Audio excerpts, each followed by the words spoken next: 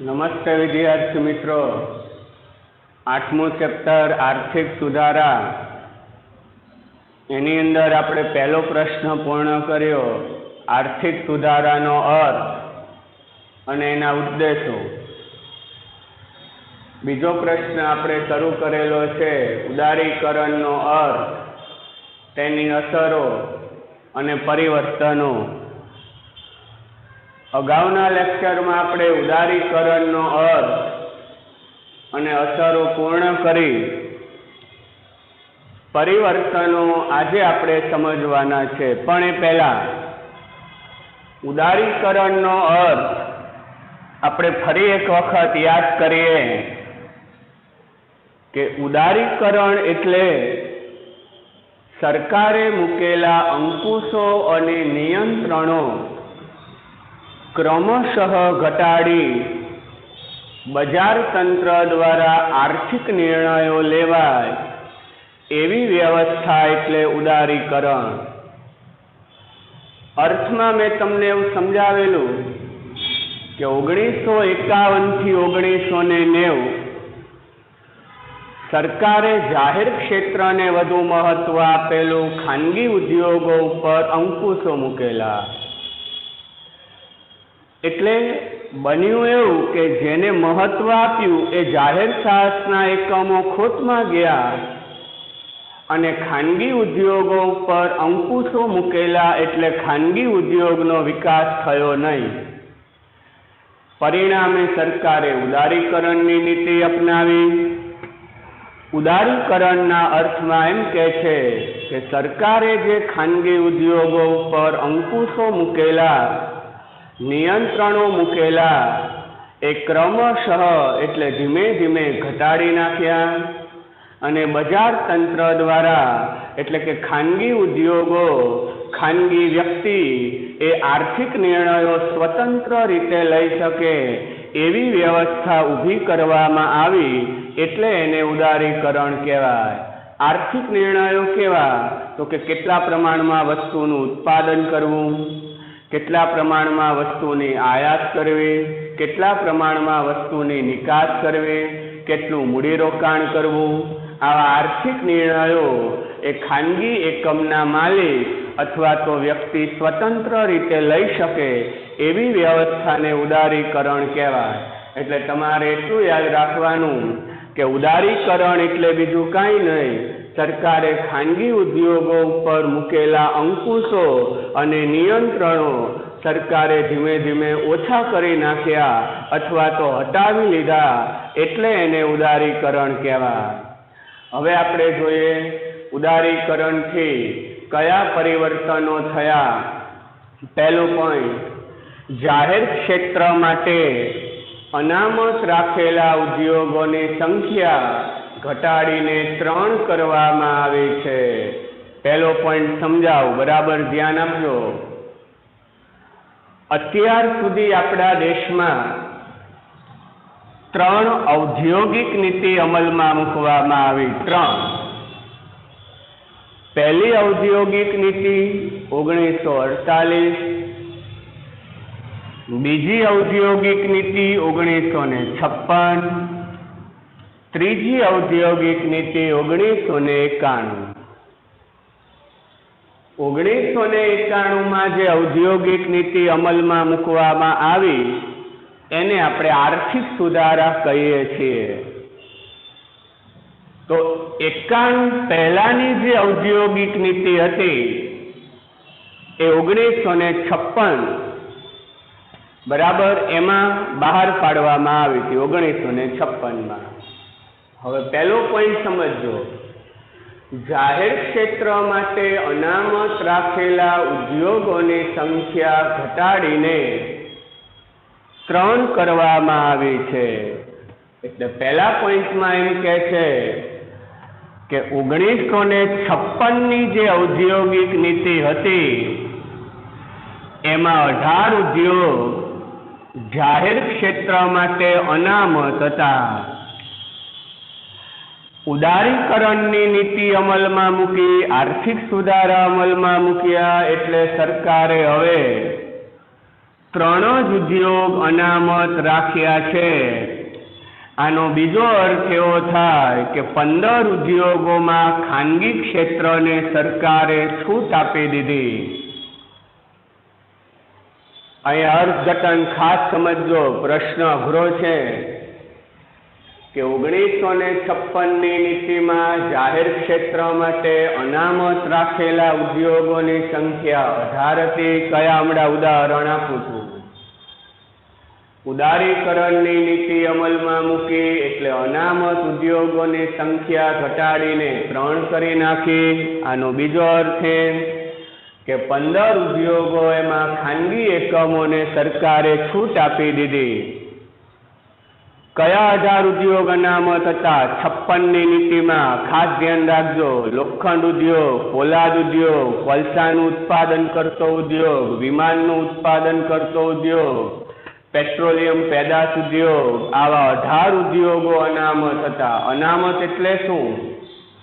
તો કે એ 18 ઉદ્યોગ જાહેર ક્ષેત્ર દ્વારા જ શરૂ થાય. જાહેર ક્ષેત્ર એટલે જે ઉદ્યોગોની માલિકી સરકારની હોય તેને જાહેર ક્ષેત્ર કહેવાય. એટલે 56ની નીતિમાં 18 ઉદ્યોગ અનામત હતા. આનો અર્થ એમ કે 18 ઉદ્યોગ સરકાર દ્વારા જ શરૂ થઈ શકે. એ 18 ઉદ્યોગ કોઈ ખાનગી વ્યક્તિ શરૂ કરી શકે નહીં. ઉદારીકરણની નીતિ અપનાવી એટલે 18 ઉદ્યોગ અનામત હતા, એ હવે ઘટાડીને 3 કરી નાખ્યા. એટલે હવે 3 જ ઉદ્યોગ એવા છે જે ખાનગી વ્યક્તિ શરૂ કરી શકે નહીં. અર્થઘટન ખાસ સાંભળજો. 3 ઉદ્યોગ હજુ પણ એવા છે જે ખાનગી ઉદ્યોગ શરૂ કરી શકે નહીં, ખાનગી વ્યક્તિ શરૂ કરી શકે નહીં. બાકીના 15 ઉદ્યોગોમાં ખાનગી એકમને છૂટ આપી દીધી. તો ઉદારીકરણમાં તમે જો સરકારે પોતાનું નિયંત્રણ ઓછું કરી નાખ્યું. પહેલા 18 ઉદ્યોગ અનામત હતા સરકારસ્થ, હવે 3 જ ઉદ્યોગ અનામત. 15 ઉદ્યોગોને છૂટ આપી દીધી, ખાનગી ક્ષેત્રને છૂટ આપી દીધી. એટલે અનામત રાખેલા ઉદ્યોગોની સંખ્યા સરકારે ઘટાડી નાખી. સરકારે પોતાનો અંકુશ, નિયંત્રણ ઓછું કરી નાખ્યું. તો પહેલો પોઈન્ટ, જાહેર ક્ષેત્ર માટે અનામત રાખેલા ઉદ્યોગોની સંખ્યા ઘટાડીને 3 કરવામાં આવી છે. કયા 3 ઉદ્યોગ? એની માહિતી બીજા પોઈન્ટમાં છે. સંરક્ષણ ઉદ્યોગ, અણુશક્તિ ઉપાર્જન ઉદ્યોગ અને રેલવે ઉદ્યોગ સિવાયના ઉદ્યોગો ખાનગી ક્ષેત્ર માટે ખુલ્લા મૂકવામાં આવ્યા. 18 ઉદ્યોગ અનામત હતા, હવે 3 જ ઉદ્યોગ અનામત છે. એટલે કયા 3 ઉદ્યોગ અનામત છે એની માહિતી અહીંયા આપી છે. સંરક્ષણ ઉદ્યોગ. સંરક્ષણ ઉદ્યોગ એટલે યુદ્ધમાં વપરાતા શસ્ત્રો એનું ઉત્પાદન કરતો ઉદ્યોગ. યુદ્ધની અંદર જે શસ્ત્રો વપરાય એનું ઉત્પાદન કરતો ઉદ્યોગ એટલે એને સંરક્ષણ ઉદ્યોગ કહેવાય. અણુશક્તિ ઉપાર્જન ઉદ્યોગ એટલે યુરેનિયમ અને થોરિયમમાંથી વીજળીનું ઉત્પાદન કરતો ઉદ્યોગ. યુરેનિયમ અને થોરિયમ એમાંથી જે વીજળીનું ઉત્પાદન કરે એને અણુશક્તિ ઉપાર્જન ઉદ્યોગ કહેવાય. આ પણ અનામત છે. રેલવે. રેલવે રાષ્ટ્રને જોડવાનું કામ કરે એટલે રેલવે ભારત સરકારે પોતાના હસ્તક રાખેલો ઉદ્યોગ છે. ખાસ ધ્યાન આપજો, આ 3 ઉદ્યોગ છે. સંરક્ષણ ઉદ્યોગ, અણુશક્તિ ઉપાર્જન ઉદ્યોગ અને રેલવે ઉદ્યોગ. આ 3 ઉદ્યોગ ખાનગી ક્ષેત્ર શરૂ કરી શકે નહીં. એટલું જ નહીં, આ 3 ઉદ્યોગ રાજ્ય સરકારે ચલાવી ન શકે. આ 3 ઉદ્યોગ રાજ્ય સરકારે ચલાવી ન શકે, માત્ર કેન્દ્ર સરકાર જ ચલાવી શકે. જો સંરક્ષણ ઉદ્યોગ, દેશના રક્ષામંત્રી એક જ હોય. તમે એવું નહીં સાંભળો ગુજરાતના રક્ષામંત્રી હોય જ નહીં, કારણ કે અનામત ઉદ્યોગ છે. રેલવે મિનિસ્ટર એક જ હોય. તમે એવું નહીં સાંભળો ગુજરાતના રેલવે મિનિસ્ટર હોય જ નહીં, અનામત ઉદ્યોગ છે, ભારત સરકાર હસ્તક. એટલે કયા 3 ઉદ્યોગ અનામત છે? હજુ પણ સંરક્ષણ ઉદ્યોગ, અણુશક્તિ ઉપાર્જન ઉદ્યોગ અને રેલવે ઉદ્યોગ સિવાયના ઉદ્યોગો ખાનગી ક્ષેત્ર માટે ખુલ્લા મૂકી દીધા. ખાનગી ક્ષેત્ર માટે ખુલ્લા મૂકી દીધા એટલે ખાનગી ક્ષેત્રને છૂટ આપી દીધી. 18 ઉદ્યોગ અનામત હતા. 56ની નીતિમાં ઉદારીકરણની નીતિ અપનાવી એટલે હવે 3 જ ઉદ્યોગ અનામત છે. એ 3 ઉદ્યોગ માત્ર ભારત સરકાર જ ચલાવી શકે, કોઈ રાજ્ય સરકાર કે ખાનગી ક્ષેત્ર ચલાવી શકે નહીં. 18માંથી 3 થઈ ગયા. આનો અર્થ એ કે 15 ઉદ્યોગોને ખાનગી ક્ષેત્રમાં છૂટ આપી દીધી. બરાબર. આજે સમજો લોખંડ ઉદ્યોગ ખાનગી જોવા મળે, કોલસાનું ઉત્પાદન કરતો ઉદ્યોગ ખાનગી જોવા મળે, પેટ્રોલિયમ પેદાશનું ઉત્પાદન કરતો ઉદ્યોગ ખાનગી જોવા મળે, કારણ કે સરકારે છૂટ આપી દીધી ઉદારીકરણમાં. તો ઉદારીકરણના 2 પરિવર્તનો પૂરા થયા. જાહેર ક્ષેત્ર માટે અનામત રાખેલા ઉદ્યોગોની સંખ્યા 18 હતી. ઉદારીકરણમાં ઘટાડીને 3 કરી નાખી. સરકારે પોતાનું નિયંત્રણ ઓછું કર્યું. સંરક્ષણ, અણુશક્તિ ઉપાર્જન અને રેલવે સિવાયના ઉદ્યોગો ખાનગી ક્ષેત્ર માટે ખુલ્લા મૂકી દીધા. 3જો પોઈન્ટ ધ્યાન આપજો. કેટલાક જોખમી ઉદ્યોગો, પર્યાવરણની દ્રષ્ટિએ સંવેદનશીલ હોય તેવા ઉદ્યોગો સિવાયના ઉદ્યોગોને પરવાનામાંથી મુક્તિ આપવામાં આવી. પરવાના એટલે લાયસન્સ, પરવાના એટલે સંમતિ અથવા તો પરવાના એટલે મંજૂરી. આનો કોઈ પણ શબ્દ કરી શકાય. પરવાના એટલે લાયસન્સ, સંમતિ અથવા તો મંજૂરી એટલે પરવાનો. હવે અહીંયા શું કહે છે? ખાસ ધ્યાન આપજો કે 91 પહેલા જે 56ની નીતિ હતી, 1956ની નીતિ, એ 1956ની નીતિમાં કોઈ પણ ઉદ્યોગ શરૂ કરવો હોય, કોઈ પણ, તો પરવાનો લેવાનો. પરવાનો એટલે લાયસન્સ. લાયસન્સ ગવર્મેન્ટની સંસ્થા આપે, પણ એમને એમ ના આપે. ખાનગી એકમ શરૂ કરવો હોય તો સરકાર જગ્યા નક્કી કરે, એ જગ્યાએ જ ઉદ્યોગ સ્થાપવાનો.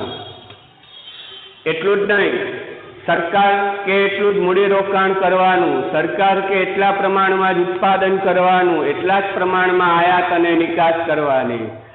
એમાં મંજૂરી આપણે એગ્રી હોય તો આપણને મંજૂરી આપે. એટલે હવે સરકારે શું કર્યું? એટલે પરિણામ શું આવ્યું કે આવા નિયમો હતા એટલે ખાનગી ઉદ્યોગનો વિકાસ થયો નહીં. એટલે ઉદારીકરણમાં સરકારે જાહેર કર્યું કે ભાઈ હવે બધા ઉદ્યોગોએ પરવાનો લેવાનો નથી. પરવાનામાંથી મુક્તિ આપી દીધી. બધા ઉદ્યોગોએ પરવાનો નથી લેવાનો. કયા ઉદ્યોગોએ હજુ પરવાનો લેવાનો? તો જો કેટલાક જોખમી, જે ઉદ્યોગોમાં જોખમનું પ્રમાણ વધુ હોય એવા ઉદ્યોગોએ પરવાનો લેવાનો. પછી ઉદાહરણ આપું છું.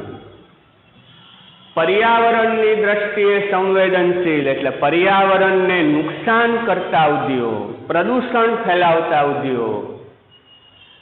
એટલે જે ઉદ્યોગમાં જોખમનું પ્રમાણ વધુ હોય, જે ઉદ્યોગ પર્યાવરણને વધુ નુકસાન કરતા હોય, તેવા ઉદ્યોગોએ હજુ પણ પરવાનો લેવાનો છે. એટલે એવા ઉદ્યોગ છે એને ક્યાં શરૂ કરવા એ સરકાર જગ્યા નક્કી કરે. કેટલું ઇન્વેસ્ટ કરવું એ સરકાર નક્કી કરે. એમાં સલામતી છે કે નહીં કર્મચારીઓની એ સરકાર જોવે, પછી પરવાનો આપે. એટલે હજુ પણ જે ઉદ્યોગમાં જોખમનું પ્રમાણ વધારે હોય, જે ઉદ્યોગ પર્યાવરણને વધુ પ્રમાણમાં નુકસાન કરતા હોય, એવા ઉદ્યોગોએ હજુ પણ પરવાનો લેવાનો છે, લાયસન્સ લેવાનું.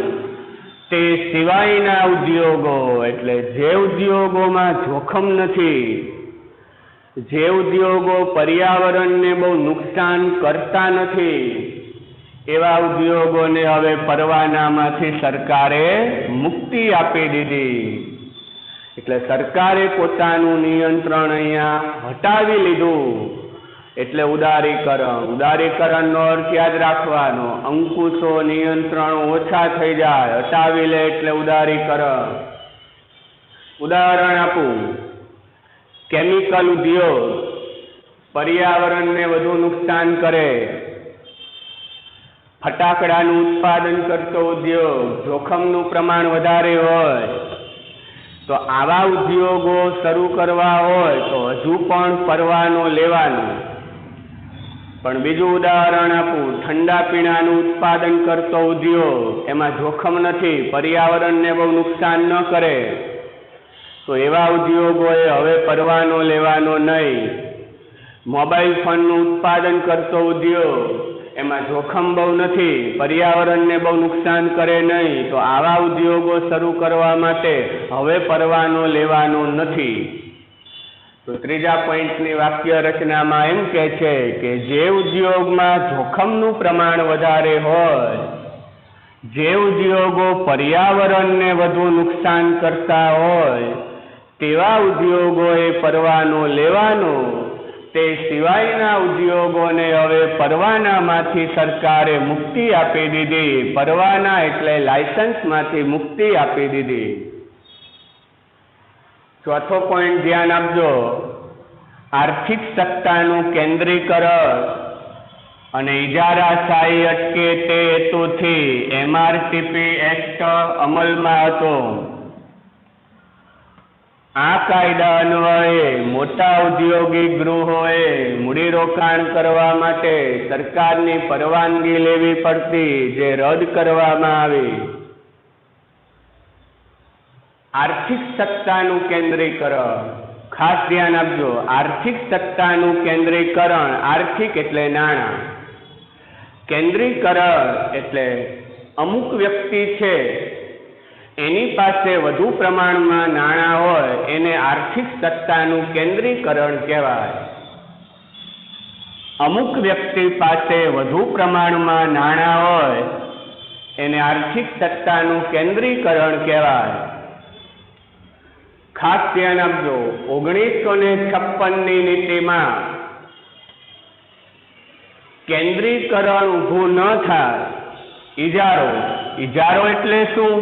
હરીફાઈ ન હોય, એક કે બે જ પેઢી બજારમાં હોય અને વધુમાં વધુ નફો મેળવે, એને કોઈ હરીફાઈનો સામનો ન કરવો પડે, એને ઇજારો કહેવાય. આપણે બજારના પ્રકારોમાં આવશે ઇજારાવાળું બજાર અને એના લક્ષણો, ત્યારે આપણે ડિટેલ્સમાં સમજીશું. અત્યારે તમારે એટલું યાદ રાખવાનું કે ઇજારાવાળું બજાર એટલે શું?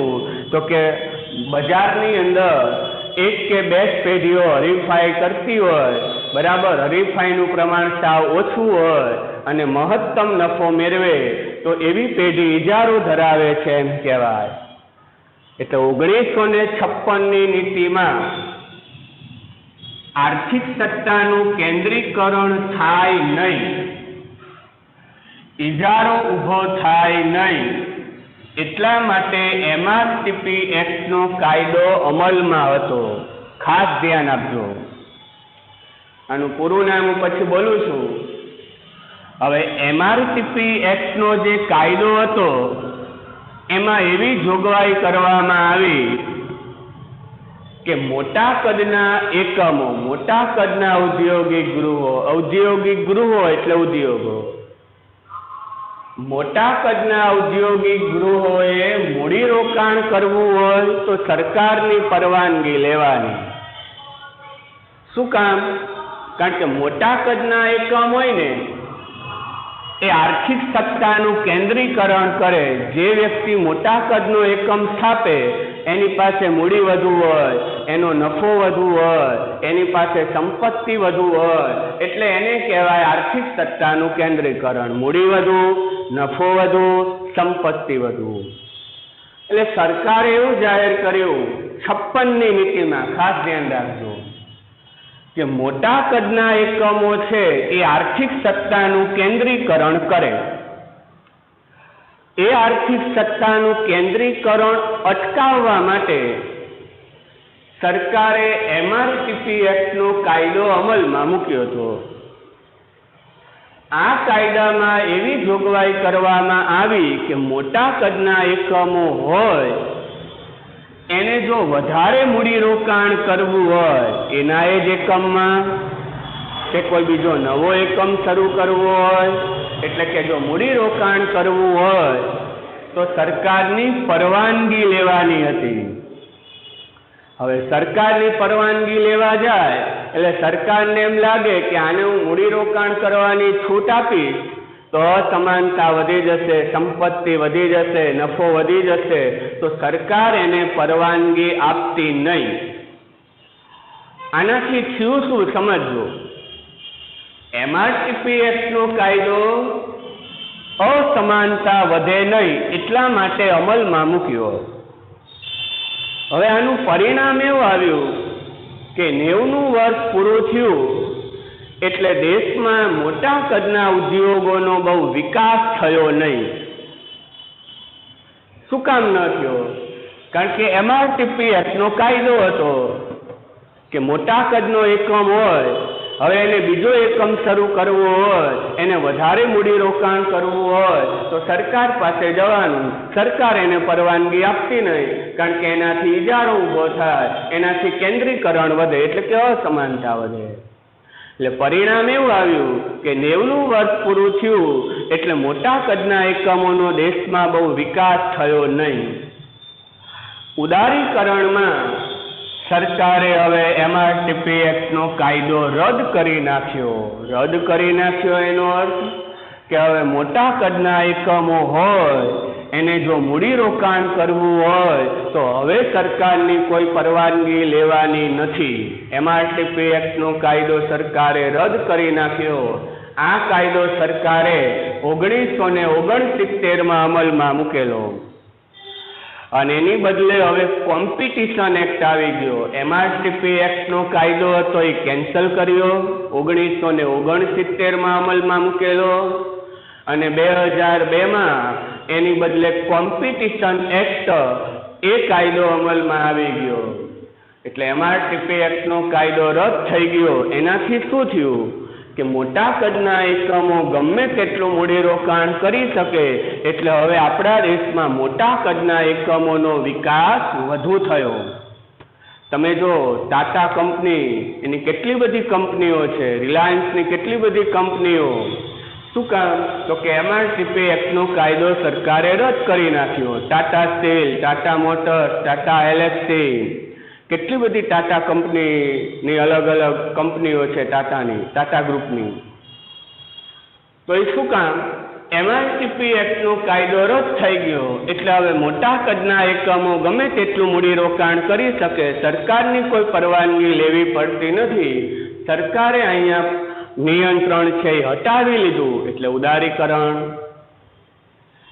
MRTP એક્ટનું પૂરું નામ થાય, અત્યારે હું ગુજરાતીમાં જ લખું છું, monopolies and restrictive trade practices act. Monopolies and restrictive trade practices act. Monopolies and restrictive trade practices act. તો MRTP એક્ટનો કાયદો 1969માં અમલમાં મૂકેલો. આ કાયદો એટલા માટે અમલમાં મૂકેલો કે અસમાનતા વધે નહીં. આર્થિક સત્તાનું કેન્દ્રીકરણ એટલે અસમાનતા, ઇજારો ઊભો થાય નહીં, એટલા માટે MRTP એક્ટનો કાયદો અમલમાં મૂક્યો. આ કાયદામાં એવી જોગવાઈ કરવામાં આવી હતી કે મોટા કદના એકમોએ જો મૂડીરોકાણ કરવું હોય તો સરકારની પરવાનગી લેવાની. બરાબર, સરકાર એને પરવાનગી આપતી જ નહીં, કારણ કે અસમાનતા વધે, ઇજારો ઊભો થાય એમ હોય તો પરવાનગી આપવામાં આવતી નહીં. બરાબર, પણ એનું ખરાબ પરિણામ એ આવ્યું કે 90ના વર્ષ પૂરું થયું, આપણા દેશમાં મોટા કદના એકમોનો વિકાસ થયો નહીં, અને પરિણામે સરકારે એમઆરટીપી એક્ટનો કાયદો હવે રદ કરી નાખ્યો અને એની બદલે કોમ્પિટિશન એક્ટ એ અમલમાં મૂકવામાં આવ્યો. એટલે મોટા કદના એકમો હવે એને મૂડીરોકાણ કરવું હોય તો સરકારની કોઈ પરવાનગી લેવી પડતી નથી. ફેરા શબ્દ હટાવીને ફેમા શબ્દ અમલમાં મૂકવામાં આવ્યો. ફેરાનું પૂરું નામ ફોરેન એક્સચેન્જ રેગ્યુલેશન એક્ટ. ફરી બોલું છું, ફોરેન એક્સચેન્જ રેગ્યુલેશન એક્ટ. આનું ગુજરાતી થાય ફોરેન એક્સચેન્જ એટલે વિદેશી હુંડિયામણ. ફોરેન એક્સચેન્જ રેગ્યુલેશન એક્ટ વિદેશી હુંડિયામણ નિયંત્રણ ધારો. Foreign exchange regulation act, foreign exchange એટલે વિદેશી હુંડિયામણ, રેગ્યુલેશન એટલે નિયંત્રણ, એક્ટ એટલે ધારો. વિદેશી હુંડિયામણ નિયંત્રણ ધારો હતો. હવે ફેરા શબ્દને બદલે ફેમા શબ્દ અમલમાં મૂકવામાં આવ્યો. ફેમા પછી સમજાવું. હવે ફેરાનો જે કાયદો હતો ફોરેન એક્સચેન્જ રેગ્યુલેશન એક્ટ, આ કાયદામાં એવી જોગવાઈ હતી કે કોઈ ખાનગી ઉદ્યોગ હોય, ખાસ સમજજો, પોઈન્ટ અઘરો છે, તો એને નિકાસ કરવાની, નિકાસ એટલે બીજા દેશમાં વસ્તુ મોકલવી, નિકાસ કરવાની છૂટ આપવામાં આવતી નહીં. હવે નિકાસ થાય નહીં તો વિદેશી હુંડિયામણ આવે નહીં. શું કામ નિકાસ કરવાની છૂટ નથી? કારણ કે વસ્તુના ભાવ, જો નિકાસ થઈ જાય તો દેશમાં વસ્તુના ભાવ વધી જાય. એટલે સરકારે ફેરા નામના ઉદ્યોગ હોય એને બીજા દેશમાં વસ્તુની નિકાસ કરવાની નહીં. જો ખાનગી ઉદ્યોગે નિકાસ કરવી હોય અન્ય દેશમાં તો સરકારની પરવાનગી લેવાની. સરકાર કે એટલા જ પ્રમાણમાં નિકાસ કરવાની. નિકાસ કરે અને વિદેશી હુંડિયામણ આવે તો એ ફરજિયાતપણે બેંકમાં જ જમા કરાવવાનું. એ વિદેશી હુંડિયામણનો ઉપયોગ કરવો હોય તો પાછી સરકારની પરવાનગી લેવાની. આવો કાયદો હતો ફેરા. એટલે આ કાયદાથી ખરાબ અસર શું ઊભી થઈ? ખાસ સમજજો, આપણે સમજી ગયા વિદેશી હુંડિયામણની અછત ઊભી થઈ, અને એટલે જ આપણે આર્થિક સુધારા અમલમાં મૂક્યા, પ્રસ્તાવનામાં સમજી ગયા. એટલે આ કાયદાથી નિકાસો બહુ થતી નહીં. નિકાસો બહુ થઈ નહીં એટલે વિદેશી હુંડિયામણની અછત ઊભી થઈ. વિદેશી હુંડિયામણ એટલે ડોલર. ઉદાહરણ તરીકે આપણે નિકાસ કરીએ તો આપણી પાસે ડોલર આવે, પણ ફેરા નામનો કાયદો હતો એમાં નિકાસ કરવાની જ નહીં, એટલે આપણી પાસે ડોલર આવ્યા નહીં, એટલે ડોલર વિદેશી હુંડિયામણ, વિદેશી હુંડિયામણની અછત ઊભી થઈ. તો ફેરા નામનો કાયદો હતો એની બદલે ફેમા નામનો કાયદો અમલમાં મૂક્યો.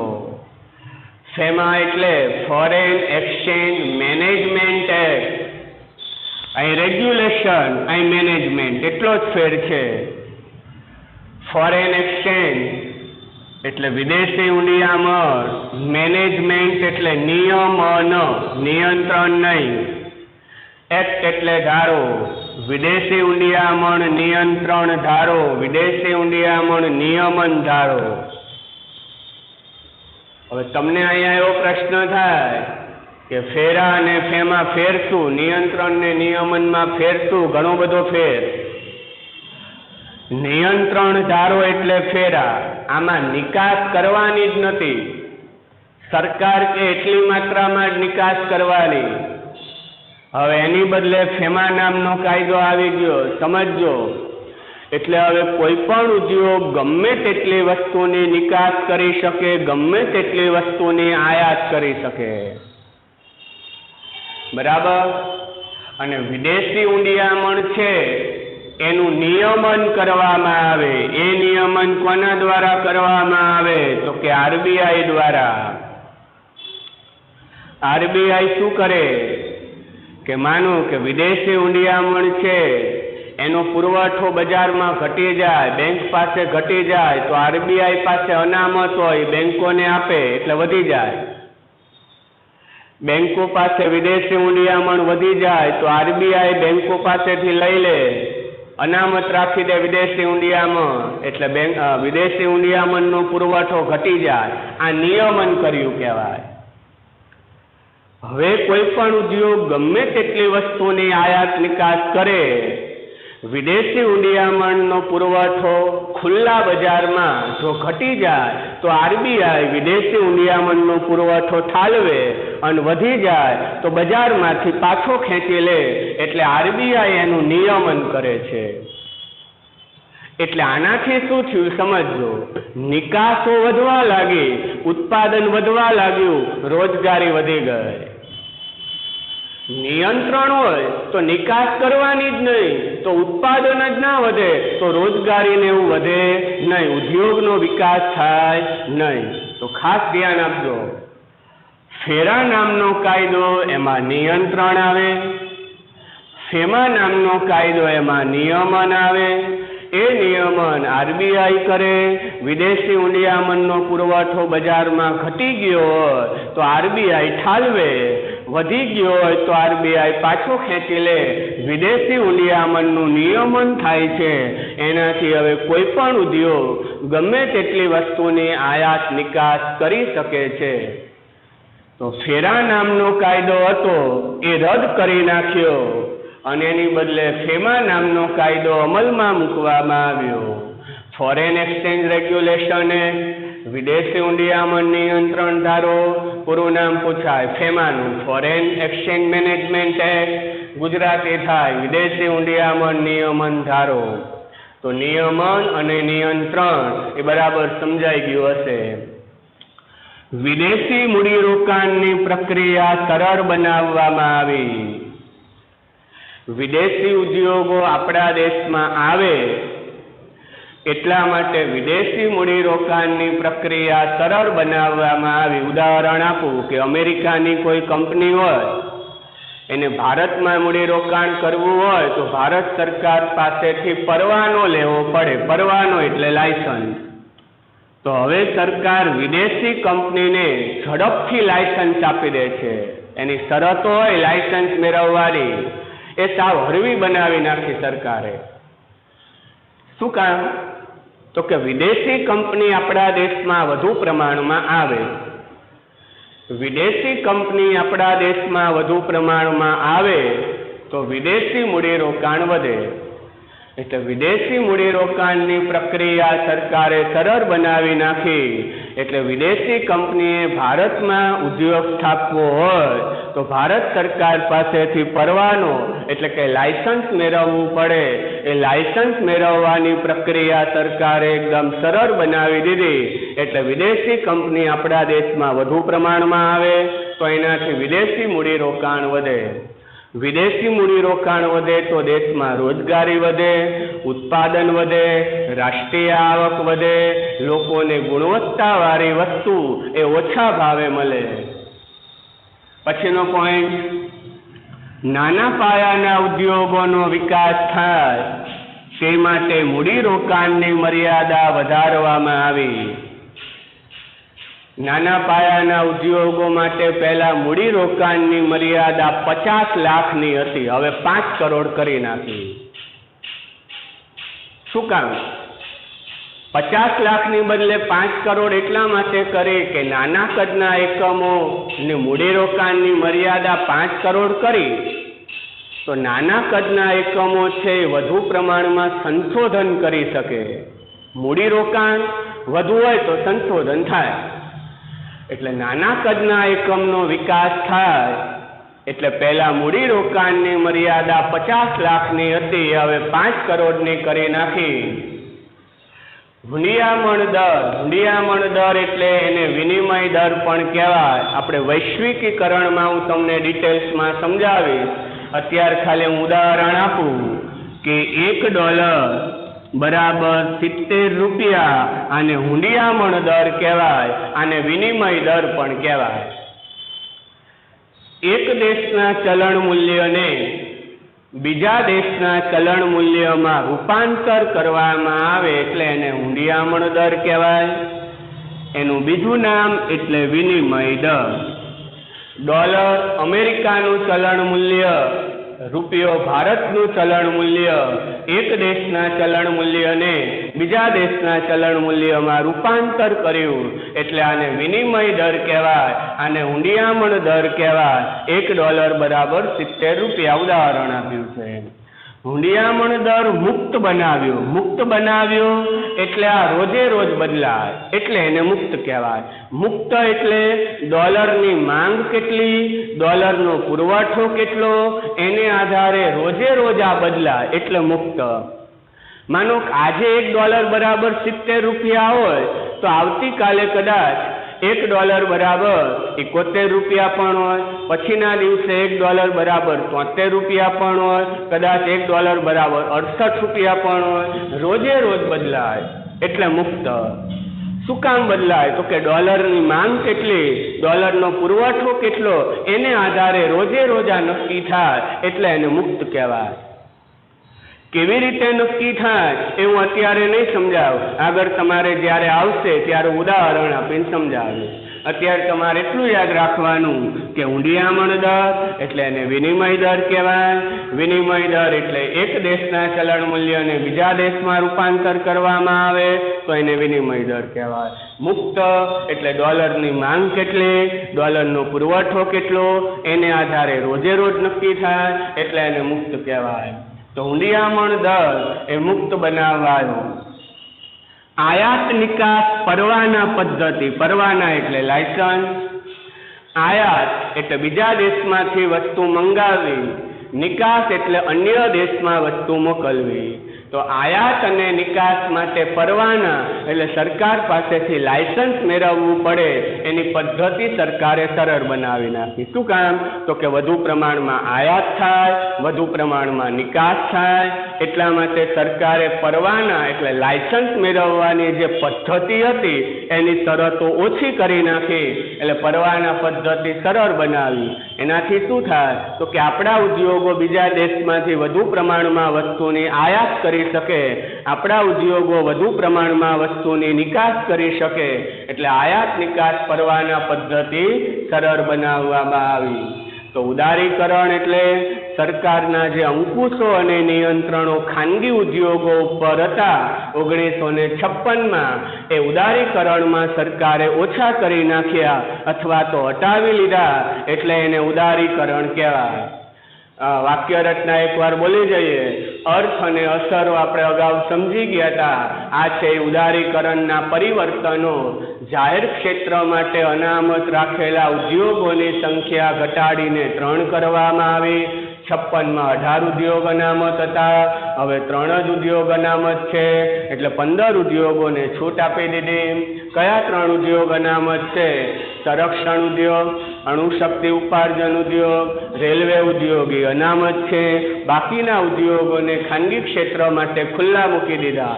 જે ઉદ્યોગમાં જોખમનું પ્રમાણ વધુ હોય, જે ઉદ્યોગ પર્યાવરણને વધુ નુકસાન કરે, એવા ઉદ્યોગોએ હજુ પણ પરવાનો લેવાનું, પણ બાકીના ઉદ્યોગોને પરવાનામાંથી સરકારે મુક્તિ આપી દીધી. આર્થિક સત્તાનું કેન્દ્રીકરણ મોટા કદના એકમો કરે, ઇજારો છે મોટા કદના એકમો ઊભો કરે, એ ઇજારો અને કેન્દ્રીકરણ ઉદ્ભવે નહીં, એટલા માટે સરકારે 1969માં MRTP એક્ટનો કાયદો અમલમાં મૂક્યો હતો. આ કાયદામાં એવી જોગવાઈ હતી કે મોટા કદના એકમોએ મૂડીરોકાણ કરવું હોય તો સરકારની પરવાનગી લેવી પડતી. સરકારને એમ લાગે કે ઇજારો ઊભો થશે, અસમાનતા વધશે, તો સરકાર પરવાનો આપતી નહીં, પણ એનું ખરાબ અસર એ થઈ કે આપણા દેશમાં મોટા કદના એકમોનો વિકાસ થયો નહીં. એટલે MRTP એક્ટનો કાયદો સરકારે રદ કરી નાખ્યો. એટલે હવે મોટા કદના એકમોએ ગમે તેટલું મૂડીરોકાણ કરવું હોય સરકારની પરવાનગી લેવી પડતી નથી. હવે આ કાયદાની બદલે કોમ્પિટિશન એક્ટ અમલમાં આવી ગયો છે. ફેરા શબ્દ હટાવીને ફેમા શબ્દ અમલમાં મૂકવામાં આવ્યો. વિદેશી મૂડીરોકાણની પ્રક્રિયા સરળ બનાવવામાં આવી. નાના પાયાના ઉદ્યોગોનો વિકાસ થાય એટલા માટે મૂડીરોકાણની મર્યાદા વધારી દીધી. 50 લાખ હતી, હવે 5 કરોડ કરી નાખી. હુંડિયામણ દરને મુક્ત બનાવાયો. હુંડિયામણ દર એટલે એનું બીજું નામ વિનિમય દર. એક દેશના ચલણ મૂલ્યને બીજા દેશના ચલણ મૂલ્યમાં રૂપાંતર કરવામાં આવે એટલે એને હુંડિયામણ દર કહેવાય. આયાત નિકાસ પરવાના એટલે લાયસન્સ. આયાત અને નિકાસ કરવાનું જે લાયસન્સ મેળવવાની પદ્ધતિ હતી એ સરળ બનાવી. તો અહીંયા ઉદારીકરણનો અર્થ, એની અસરો અને પરિવર્તનો, એટલે આપણો બીજો પ્રશ્ન અહીંયા પૂર્ણ થયો. MRTP એક્ટનું પૂરું નામ પૂછાય તો monopoly and restrictive trade practices act. પછીનો પ્રશ્ન એ આપણે નવા લેક્ચરમાં લઈશું.